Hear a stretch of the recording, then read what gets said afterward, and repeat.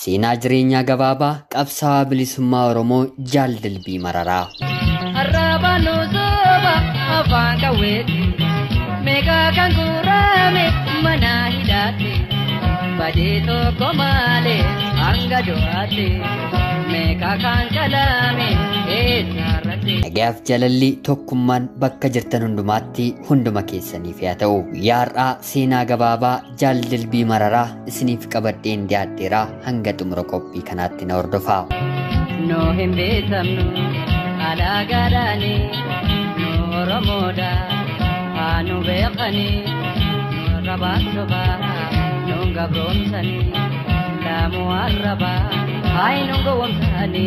Jaal Dilbii Mararaa abbaa isaa obbo Mararaa hin sarmuu fi harmee isaa aadde Dhibbashii Abdiisaarraa godina Wallagga Bahaa aanaa Sibuu Siree ganda lalisaa bakka addaa Arroojjii jedhamtu keessatti caamsaa 21 bara 1977 akka lakkoofsa Itoophiyaatti dhalate. Moggaasni maqaa ganamaan haatiif abbaan isaa laatanii fi Taarikuu kan jedhamu yeroo ta'u, maqaa qabsoon kan mogga'ee fi immoo Jaal Dilbii Mararaan dhalatee umriin isaa waggaa 6tti abbaan isaa obbo Mararaa hin sarmuu shira mootummaa TPLF'n balaa konkolaataan kan du'e yeroo ta'u, abbaan isaas isa malee obboleessa dhiiraa tokkoo fi dubara tokko kan qabanis turani. Ijoollummaa isaatti abbaan isaa waan irraa du'eef harmeen isaa ijoollee 3 qabattee gara Shaggar Lixaa magaalaa Baakkootti galuudhaan jireenya abbaa malee jiraachuun ijoollee ishee guddifachuu eegalte.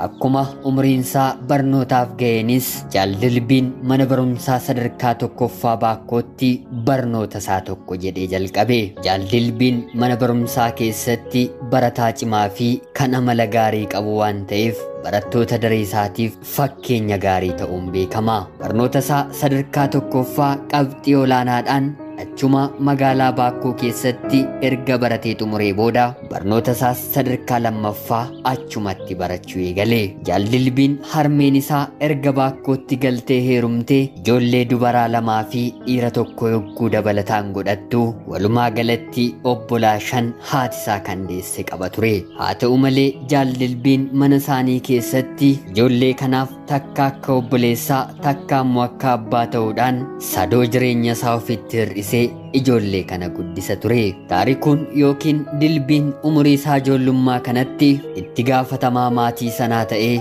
obbolaa isaa barsiisaa waan isaan barbaadan guutaa fi dirqama obbolummaa isaa bahaa ture. Haaluma kanaan barnoota isaa fagaatee barachuuf dirqamni maatii waan irra jiruuf achuma kolleejjii Baalaa Taa'oo magaalaa Baakkootti barnoota isaas gosa elektiriksiitii baratee qabxii olaanaan eebbifamee kana biraanis barnoota tiyooloojii dippiloomaa isaa barachaa otoo jiruu Jaal Dilbiin gabrummaan uummata Oromoo irra jiru waan kamiyyuu caalaa waan isa dhibbisuuf gara qabsoo diddaa gabrummaatti makamee qabsoo finiinsuu jalqabe. Jaal Dilbiin miseensa adda bilisummaa Oromoo keessatti dabballee ABO fi qabsoo bilisummaa Oromoo ta'uudhaan bara 2009 kaasee adda durummaadhaan hojjechaa ture.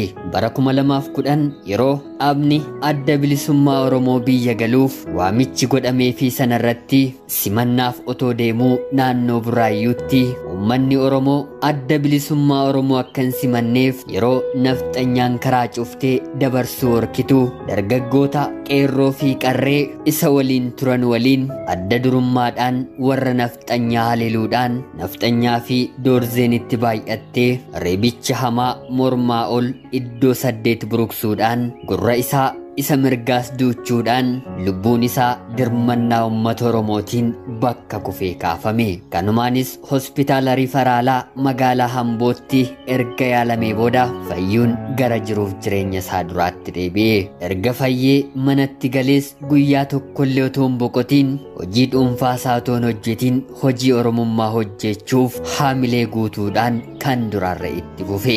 Shaggar Lixaa magaalaa Baakkootti waajjira adda bilisummaa Oromoo keessatti itti gaafatamummaadhaan ijaarsa siyaasaa irratti hojjechaa ture. Akkasumas dura taa'aa qabsoo bilisummaa Oromoo magaalaa Baakkoo ta'uudhaan caasaan qabsoo bilisummaa Oromoo akka ajaa'ibaatti diriirsee lafa qabsiiseetis ture. Jaal Dilbiin waan itti amane tokko hojjechuudhaaf sodaa kan hin qabnee fi goota ija barbadaa Oromoon qabdu ture.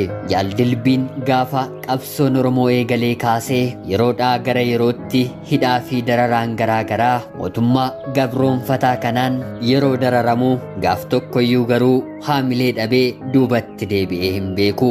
Dilbiin seenaa hin barreeffamne baay'ee qabaatus uummata Oromoo naannoo isaa jiranitti guddaa fi xiqqaan nama baay'ee jaallatamuu fi kabajamudha ture. Haa ta'utii garuu mootummaan Abbaa Irree akkuma amaleeffatanitti gaafa guyyaa 8 ji'a 12 bara 2012 akka lakkoofsa Itoophiyaatti halkan keessaa sa'aatii 8:00 mana jireenyaa isaatii fuudhanii kaampii waraanaa humna addaa Oromiyaatti geessuun erga dararanii rasaasa 4 ajjeesanii booda baasanii godina Wallagga Bahaa aanaa Gobbuu Sayyoo bakka addaa Qeejjoo jedhamtutti gatanii maatii fi firoottan isaas otoo barbaadanii bakka jedhame kanatti gaafa argan humni waraanaa reeffa hin kenninu jechuun didanii humnaan konkolaataa isaaniitti fe'uun waajjira poolisii aanaa Aannoo erga tursanii booda hospitaala Sireetti qorannoof fedhii ummataa malee erga qorachiisanii boodarra rasaasa 4 rukutamuun isaa erga mirkanaa'een booda reeffa isaa maatii isaaf kennanii. Rabbi lubbuu Jaal Dilbii Mararaa bakka gootota haqaan falmatanii lubbuun isaanii addunyaa kanarraatii darban nuuf haa kaa'u jechaa dhiigni kees bilisummaa uummata Oromoo cunqurfamaa fi hacuucamaa jiraniif haa ta'u jechaa seenaan gabaabaa Jaal Dilbii Mararaa guyyaarraaf isiniif hin qindeeffadhe kana fakkaata. Qopheessuun isin waliin kanan ture ana Gammachiis Tashoomeeroo ta'uu qophii gara biraatiin hanga walitti deebinutti nagaan tura.